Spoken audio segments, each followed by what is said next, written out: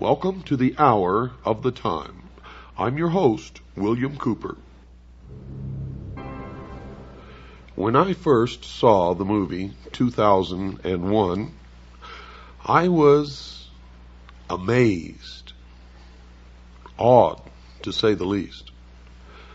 The entire scope of the movie was overpowering, and for most of the people of the world was completely baffling. Most people who saw that movie did not understand from beginning to end what it was that they had experienced, but they knew, everyone who saw it, knew that they had experienced something profound. That something had been communicated to the dark, deep recesses of their mind, which they did not understand, and indeed, which they were incapable of understanding. For you see, the movie was not meant for the profane, as most of us are called, by the adepts or the initiates or the priests of the mystery schools. For that movie was a message to those initiates who were well versed in the symbology and the mystery religion of an ancient religion that is practiced to this day in secret. Now I'm going to tell you the meaning of the symbology that you saw in the movie 2001, and then each and every listener should go to their local video rental store and watch the movie again from beginning to end. For it is the story of the entire human race according to the history of the mystery religion of ancient Babylon. Now I can assure you that you will not understand any of what you are going to hear without ample preparation and without a basic understanding in the symbology of the ancient religion. And you're going to get that, and this is going to be a series of programs that will in fact take probably many hours to complete.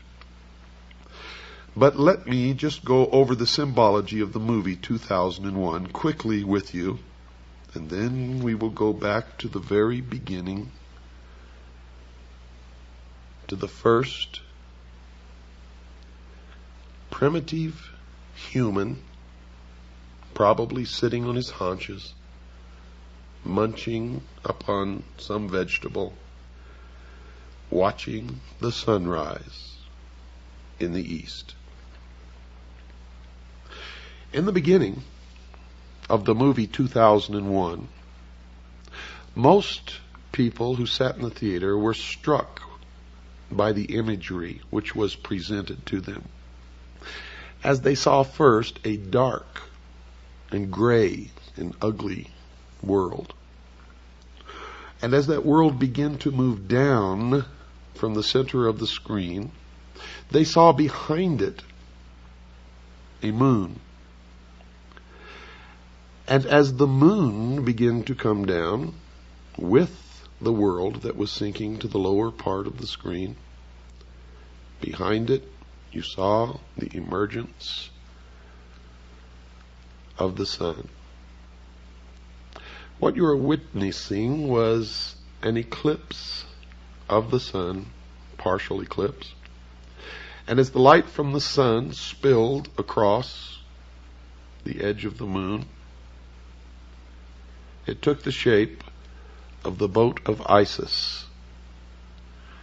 And the sun, of course, for anyone who has studied the Osirian cycle, became Osiris. And the symbology was Osiris riding across the heavens upon the boat of Isis.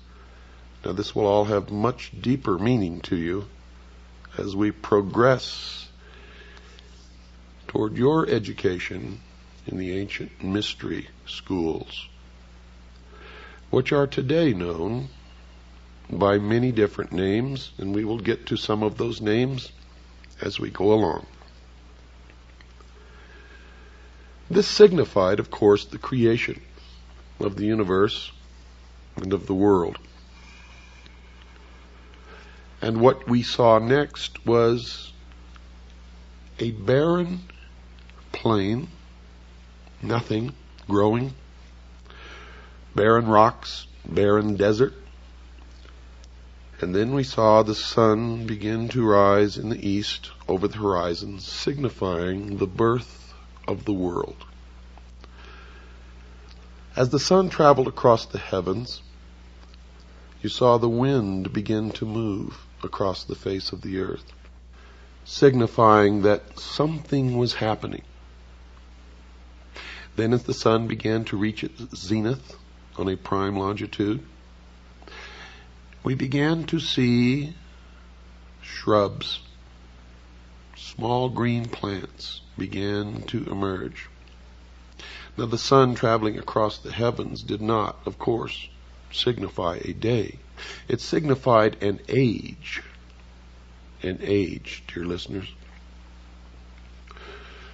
As the sun sank deeper into the afternoon, we saw the emergence of animal life, birds, and we could hear the birds singing, and we could see the animals. And then we could see primitive man in the form of an ape, mingling amongst the animals, neither harming the other, living in a state of innocence. And you saw man only eating plants and roots. And you saw that even when the animals and man were in competition for food, no one was injured or hurt, but there was a display of waving of arms and yelling and grunting until one or the other moved away. The significance of this was the age of innocence, when man lived in the Garden of Eden, innocent. With the animals, it was a vegetarian. And as the sun progressed farther toward the west, we saw man begin to retreat into the womb. For you see, the passage of the sun across the sky, from the time that it rose in the east, signifying the birth of the world, we saw that as it reached its zenith, its most powerful aspect in the heavens, life began to emerge, first in the form of plants and then animal life. And that the animals and early man lived in harmony together in a state of innocence. This was the symbology of the movie.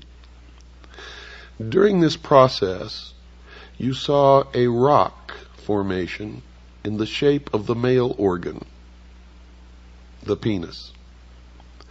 This was the symbol of the mystery schools of the generative force of creation.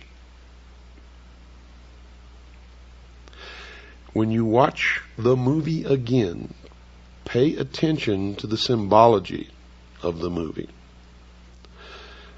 Now, as the sun begins to sink even farther in the west, man and his little tribe goes to the water hole and confronts another group of primitive man, all in the form of the ape. And there's a confrontation. But you notice that no one was injured or killed. There was a lot of waving of arms, jumping up and down, grunting and screaming and screeching, until the group that was at the watering hole and had already quenched their thirst moved away. And then the new group moved in